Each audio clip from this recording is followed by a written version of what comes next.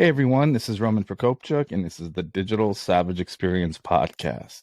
Today I have with me Dr. Debi Silber. She's the founder of the Betrayal Transformation Institute and is a holistic psychologist, a health, mindset, and personal development expert, the author of Trust Again, along with other books, and a podcast host. Thank you for joining me today.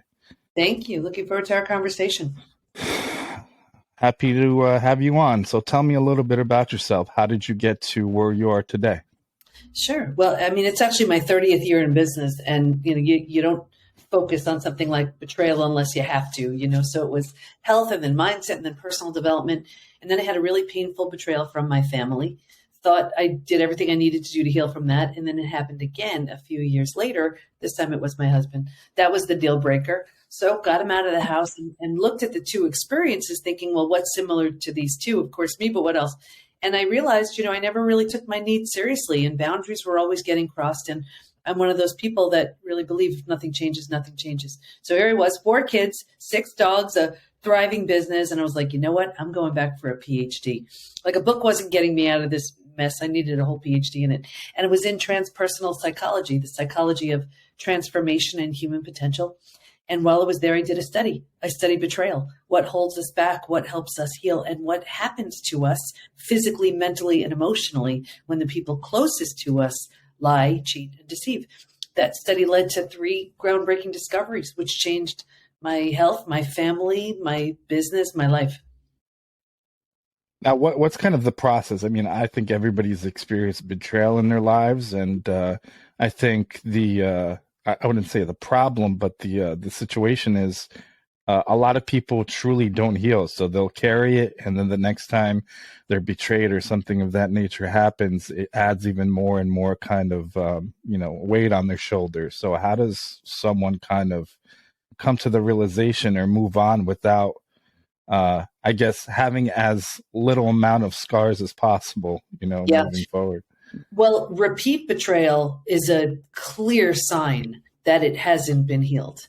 And, we think we've heard time heals all wounds, or we think a new relationship will heal it. And it's not the case at all. So healing is deliberate and intentional. And if someone is just counting on time or a new relationship, they will find it follows, that unhealed betrayal will follow them around like a shadow. And that was just one of the things we saw so clearly in the study and in the discoveries. And I'm happy to share them if you want to hear. I think the audience would benefit from that. Yeah, sure. So the first one was, originally I was studying something called post-traumatic growth. And for those who aren't familiar, post-traumatic growth is, if you can imagine, kind of an upside of trauma, how that trauma, whatever it is, death of a loved one, disease, natural disaster, leaves you with a new awareness, insight, perspective that you didn't have. But I had been through death of a loved one. I'd been through disease, and I was like, nope, betrayal feels very different. I didn't want to assume it was the same for all my study participants. So I asked them, if you've been through other traumas besides betrayal, does betrayal feel different for you? Unanimously, they said, oh my gosh, it's so different. And here's why. Because it feels so intentional, we take it so personally. So the entire self gets shattered and has to be rebuilt. Think about it. Rejection, abandonment, belonging, confidence, worthiness, trust. They're all shattered. Where, let's say, if you lose someone you love, you grieve, you're sad, you mourn the loss, but you don't question your ability to trust. You don't necessarily lose your confidence. So this type of healing needed its own name, which is now called post-betrayal transformation, the complete and total rebuild of your life and yourself after an experience with betrayal. So that betrayal is a very different type of trauma was the first discovery. Yeah, I feel like that can also carry over if it's not addressed or, healed to other parts of your life. I think, especially now in terms of, career and things of that nature. So if you're an entrepreneur, you have your own business, or you're, employed, it's getting to be a somewhat of a tough economic climate with layoffs and things of that nature. So I feel like potentially if you're fired or laid off, you'll kind of compartmentalize like it was your fault or something of that nature, and it can spill over into other parts of your life as well. Well, and that's a great point. We'll see an unhealed betrayal showing up in your health, in your work, in relationships. Here's how. In, let's say, relationships, I'll see it in one of two ways. The first we talked about, a repeat betrayal. Clear sign it's not healed. The second way we see it in relationships is the big wall goes up. It's like, been there, done that. No one's getting near me again. We think that's coming from a place of strength. It's not. It's coming from fear.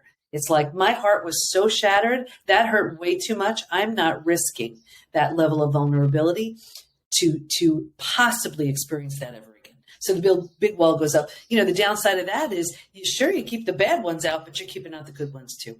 We see it in health. People go to the most well-meaning doctors, coaches, healers, therapists to manage an unhealed betrayal. We're at the root of it is an unhealed betrayal. All these stress-related symptoms, illnesses, conditions, disease. And you mentioned work. We see it there all the time too. Like someone may, for example, they may want that raise or promotion. They deserve it, but their confidence was shattered in the betrayal, so they don't have the confidence to ask. Or they want to be that team player, collaborative partner, great joint venture partner, but the person they trusted the most proved untrustworthy. How do they trust that boss, that coworker, that partner? So it shows up in every single area of life until and unless it's fully healed. How do you kind of break the that chain, or the steps you can take to do so? Because I feel, a lot of people have experienced this, and a lot of people don't necessarily know that they have, and then they continually ask, why me? Why does this keep happening to me? So what are the kind of, like, obviously kind of coming to the realization this is happening, but what are kind of the healing steps or the process to take in order to kind of get back on your feet, or be able to come at something in kind of a clean slate, if you will, with not having it kind of like, repeat itself? Sure. Actually, that was the third discovery. The second one, and I can get back to that one later. But the third discovery, for me, this was the most exciting. And what we learned was, while we can stay stuck for years, decades, a lifetime, and so many people do, if we're going to fully heal, going from symptoms of post-betrayal syndrome, which I'm happy to share after, to that rebuilt place of post-betrayal transformation where you rebuild your life and yourself, we're going to go through 5 now proven predictable stages. And what's even more exciting about that is we know what happens physically, mentally, and emotionally at every one of those stages. And we know what it takes to move from one stage to the next. Healing is entirely predictable. And I'm happy to go through the 5 stages if that would serve. Yeah, we can cover them and kind of, talk about them as you mention them. Sure. So, it's what we teach within the PBT Institute. It's what all of our coaches get certified in, all mapped out in my book, Trust Again. Here's an abbreviated sort of rundown. So stage 1 is kind of before it happens. And if you can imagine 4 legs of a table, the 4 legs being physical, mental, emotional, and spiritual. What I saw with every study participant, me too, was a real heavy lean on the physical and the mental, thinking and doing, and kind of neglecting or ignoring the emotional and the spiritual, feeling and being. Well, it's like a table with only 2 legs, easy for that table to topple over. That's us.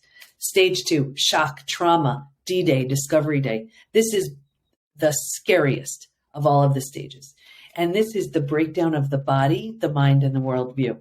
So this is when you get the news, and it's like that person that you trusted so much, like, takes the mask off, and you're like, that's who you've been? And what happens right there is we've ignited the stress response. So now we're headed for every single stress-related symptom, illness, condition, disease. The mind is in a complete and total state of chaos and overwhelm. We cannot wrap our mind around the information we just learned. Makes no sense. And our worldview has just been shattered. Our worldview is our mental model, the rules that govern us, that prevent chaos. Don't go there, trust this person, this is how life works. And in one earth-shattering moment, or series of moments, every rule you've ever held to be real and true is no longer. The bottom has truly bottomed out on you, and a new bottom hasn't been formed yet. So this is terrifying. But think about it. If the bottom were to bottom out on you, what would you do? You'd grab hold of anything you could to stay safe and stay alive. That's stage 3.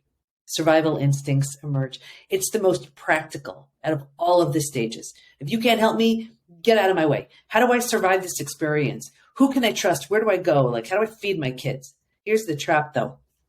Stage 3, by far is the one that most people get stuck in. And in fact, I bet you know so many people right now stuck in this stage. And this is where people stay for life. And here's why. Once you've figured out how to survive your experience, because it feels so much better than the shock and trauma of where you just came from, you think it's good. You're like, okay, I got this. And because you don't know there's anywhere else to go, you don't know there's a stage 4 or stage 5, transformation doesn't even begin until stage 4. But because you don't know there's anywhere else to go, you start planting roots here. You're like, okay, this is my new life. Let me figure this out. You settle in here. You're not supposed to, but you don't know that. And 4 things happen. The first thing is you start getting all those small self benefits. From being here, you get your story, right? We love our story. You get to be right. You get someone to blame. You get sympathy from everyone you tell your story to. And on some level, that feels good. So you plant deeper roots. You're not supposed to, but you don't know that. And now that you're here longer than you should be, now the mind starts doing things like, well, maybe you deserved it. Maybe you're not that great. Maybe this, maybe that. So you plant deeper roots. Again, you're not supposed to be here, but you don't know. And now, because these are the thoughts you're thinking, well, this is the energy you're putting out. Like energy attracts like energy. So now you start calling situations and circumstances and relationships towards you to confirm, yup, this is where you belong. Like the misery loves company crowd, they find you now. It's all in this stage. It gets worse, but I'll get you out of here. Because it feels so bad, but you don't know there's anywhere else to go. Right here, you start numbing, avoiding, distracting. You start using food, drugs, alcohol, work, TV, scrolling, whatever, to numb, avoid, distract. So think about it. You do that for a day. You do it for a week. You do it for a month, a year. It's a habit. Now 10 years, 20 years. And I can seriously see someone 20 years out and say that drinking you're doing or that emotional eating or that numbing in front of the TV, you think that has anything to do with your betrayal? And they would look at me like I'm crazy. They would say it happened 20 years ago. All they did was put themselves in stage 3 and stay there. That makes sense? Yeah, it does. It's one of those things, like you said, if you're stuck in that specific stage, you can't truly kind of move on or heal. You think you're dealing with it or kind of combating it or you're okay, but like you said, at that point, you're potentially tapping into different vices or like reoccurring habits to kind of, use as coping mechanisms. Mm-hmm. I think I've had that with my dad. I haven't spoken to my dad in like 14 years, but in terms of my childhood, him not being around, being abusive to my mom, my grandparents, my aunt, physically, other ways as well. And I thought I would, I dealt with it. Do people kind of harness that in a positive way too, and they can still be stuck in that? Because I feel like I wasn't okay, but I started working out heavily, like lifting really hard as like my coping mechanism with it. But I didn't feel like I necessarily dealt with it. Is that a thing? Do people do that as well? Another way to numb. It could be another way to numb. Absolutely. And that's the thing. And this is why, and that's actually why I wrote my last book, From Hardened to Healed, because you've been through the worst of it already. But what we do is we stay in, and From Hardened to Healed is just for stage 3, because we think this is as good as it's going to get. Let me just figure out a way to be okay with it and find all these ways to be okay. But we're not doing the work to transform. And then like we have so many people coming into the PBT Institute with therapy trauma. This is another thing too. Now, I'm a psychologist, but I'm a coach first. If anything is going to glue you to stage 3, it's going over your story endlessly, unpacking it and unpacking it and unpacking it without having a concrete plan to move to stage 4. And stage 5. So we see that all the time. And then once we get our people, we get our group, then think about also, here's where we'll sabotage ourselves from healing, because we don't want to lose our people. We don't want to lose our group. So we find and we create this life for ourselves in stage 3. And that's why so many of us stay there. And I did 2 TEDx talks. In the first one, was about that very topic, how we will sabotage ourselves because we don't want to outgrow what's comfortable and familiar, even if it stinks. But if you're willingness is a big word right here. If you're willing to let go of those small self benefits, that whole being stuck, right? You move to stage 4. I mean, you have to grieve. You have to mourn the loss. Bunch of things you need to do. But then you can move to stage 4. Stage 4 is finding and adjusting to a new normal. So here's where you acknowledge, I can't undo what happened, but I control what I do with it. Just in that decision, you're turning the stress response down. You're not healing just yet, but at least you stopped the massive damage you were creating in stage 2 and stage 3. It's like you've woken up right here. And I use the example of, like, if you've ever moved, to a new house, office, condo, apartment, whatever. All your stuff's not there. It's not quite cozy yet, but you're like, okay, we can do this. It feels like that. But think about it. If you were to move, you don't take everything with you. You don't take those things that don't represent who you want to be in that new space. And one of the biggest things I see as people go from stage 3 to stage 4 is a change in relationships. Like, let's say you were in stage 3 and you had all those, like, that Ain't It Awful Club people. You don't take them with you, or the people who were just commiserating, or the people that you had so much in common because life stunk and you were all in that terrible space. You've outgrown them right here. It's the same thing.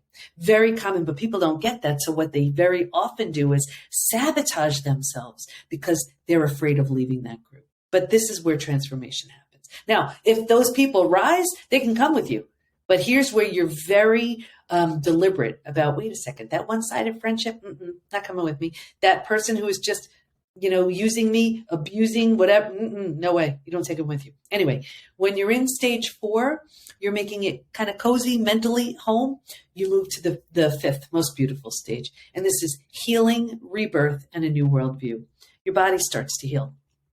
Self-love, self-care, eating well, exercise. You didn't have the bandwidth for a lot of that earlier on. Now you do. Like in your case, you were working out, but it may have been used as a coping mechanism, not as a, like, wow, I'm feeling really good now. Now I'm going to do all these deliberate actions to just improve my life that much more.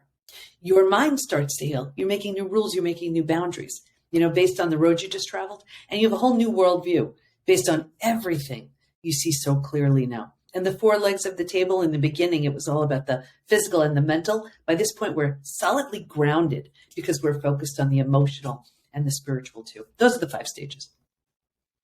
And you think kind of move, like you said, getting rid of people that, relationships are kind of one-sided, or you're being used for one reason or the other, like moving from, I guess, 3 to 4. Do you think you should cut everyone out in the way? I know there's some people that, like, are from childhood, or even your family. I mean, there's family members that, you have friends that are closer than your family based on how they act, and, them being toxic, and, you're not associating.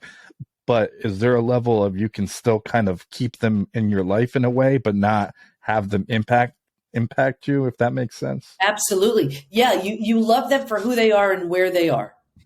But you're not going to sabotage your healing or where you're growing and going to, just to stay on that same level. You're looking at them very differently. You're loving and appreciating them, and you're growth minded. You're in a different mental, emotional space. Now, if you go kind of through this 5-step method, and you're kind of, on track.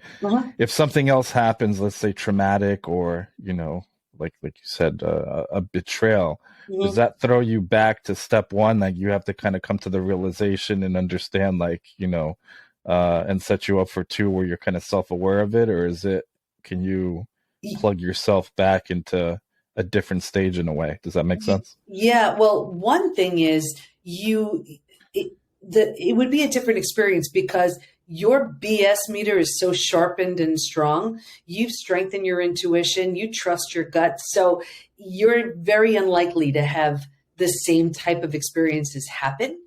If something totally different, though, were to happen, you have so many different skills and tools that you didn't have available to you.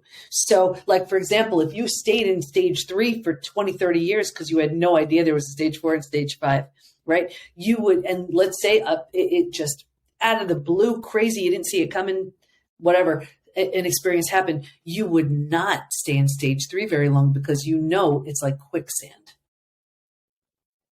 Okay. Yeah, that makes sense. I think even like what you deal with, how you kind of dealt with, how I would deal with a circumstance or situation 10 years ago is a lot different, like you said, based on those life experiences and how you learn how to handle certain situations. So I think, like you mentioned, you can identify things a little bit better, especially before they even come. You meet someone and you kind of can gauge what they're about, or kind of like you can look back, like this is the situation, that this is what it's going to kind of develop based on what you've already experienced. So you can kind of, I guess, kind of feel certain things that may be a threat per se, and put you in kind of like the same situation again.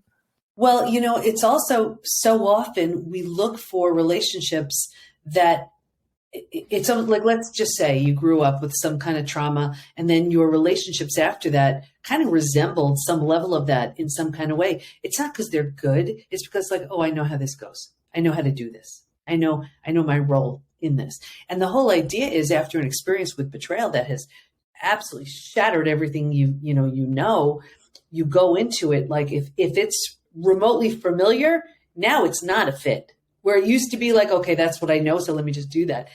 You've grown so much that you see that, and it's like you wouldn't touch that with a 10-foot pole. Yeah, it's kind of the opposite response, where you're kind of comfortable with it, or in a way like, I've experienced it. Let me, I'm okay to deal with it or cope with it. Whereas, like you said, you kind of turn around, and at that point, you identify it and know you shouldn't be in it, and don't even get to that point. Exactly. You're also, you're attracting very different people. The same people you were aligned with and you attracted when, before your experience, once you've done the healing, you just you're not a match for that anymore. You don't find yourself with those people in that, just in that same pool. You're just swimming in a very different pool. Yeah, I think your mindset changes, and, like, I guess to get through the stages, you need, truly to have a mindset shift, so that wouldn't align from who you were to who you are now. And I'll tell you that this goes also for the other side. We have a program for the betrayer as well. And people say, oh, betrayers can't change. Well, first of all, I can explain in my example, just to close the loop on my story, rebuilding is always a choice. Whether you rebuild yourself and move on, and that's what I did with my family, wasn't an option to rebuild with them. Or if the situation lends itself, if you're willing, if you want to, you rebuild something from the ground up new with the person who hurt you. That's what I did with my husband. Not long ago, as two totally transformed people, we married each other again. New rings, new vows, new dress, and our 4 kids as our bridal party. Betrayal will wake both of you up. But it can wake up the betrayer. First of all, it can let you know who someone truly is. It also has the opportunity to wake the betrayer up to who they temporarily became. But what I see so often is people are so afraid of that death and destruction of the old. That's why they don't rebirth the new. Like in my case, that was the end. That was the deal breaker. Done. Out of the house. Here I am, single mom, raising my kids, doing my thing, right? Willing to just let it all go because that wasn't a fit for who I wanted in my life. But what, and I guess because of the dramatic end of the old, the betrayer has an opportunity too, if that's where they're at, to be like, what did I just do? I just blew up my whole family, and they can wake up as well. So we have programs for the betrayed and the betrayer, and I see it every day. Yeah, I mean, I guess they have to come to some kind of realization or self-awareness of, their actions, and they truly want to change. And I feel like it's harder, I guess, when the person's also a narcissist, where, throughout my life, I try to kind of, I guess, reconcile with my father, but it was always like, I guess, a hidden agenda, And Yeah. after a while, like I would let the time in which I gave him an opportunity kind of shrink over time, Mhm. and me seeing what it was really about, because it was one of those things. I think I know he really wanted a family just for kind of show, and behind closed doors he was never around. So he wanted to Yeah. be viewed as like a family man, or a good father at like weddings, social occasions, different family get-togethers. But anything other than that, it was just like non-existent and complete opposite. So I feel like you said, the person that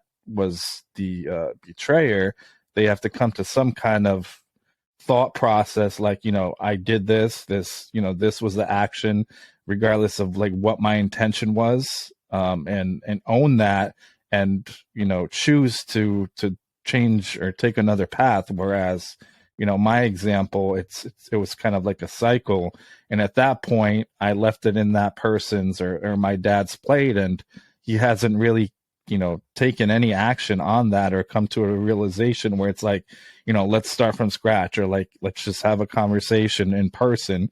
It's been really 14 years since I've seen him in person. All I get is really a text message like happy birthday, or Merry Christmas, and a blank check, a blank card with a $500 check on my birthday. And, Yeah. that's about it, which it is what it is. But yeah, I think you have to come to some kind of realization That's and it. take the steps to move forward, or make amends as well. And in a case like that, I mean, my family's case, you have very little to work with there. So this is where you heal yourself and you move on. And, you learn what not to do. Like I learned so many lessons of what not to do. And I want to think it's made me a much better mom to my 4 kids, and that's when it's trauma well served. Yeah, and I mean, that healing is important, because if you don't heal from it, you'll carry it into your next relationship. And a lot of people, men and women, it's they're quote unquote damaged at that point, or kind of like beyond saving, in a way where it's they've been so shattered and stuck, I guess, and not being able to move into that kind of healing process, that they just carry that over and add more of it, where it's just that person isn't that person who they were anymore, and sometimes they don't even recognize Yeah. themselves. And it's a waste of trauma when that happens. If you've been through something so painful, you owe it to yourself to become this transformed version of you because of it. Yeah, and in terms of kind of like the definition, I guess, of betrayal, would you see like somebody passing away, can like, if it was in my life, can I view that as a betrayal because they're not there anymore, or they kind of left me without that person or that role in their life, even though it's not like a direct Mhm. negative action chosen by that person? Could Yeah. that fit in that mold as well at times? Well, that's more like a betrayal of expectations. It's Okay. like you expected that person to be around or be the mother or father that they're supposed to be, and in your mind and in your heart, that wasn't what you got. So it's like it's more like your expectations, a betrayal of expectations, I would say.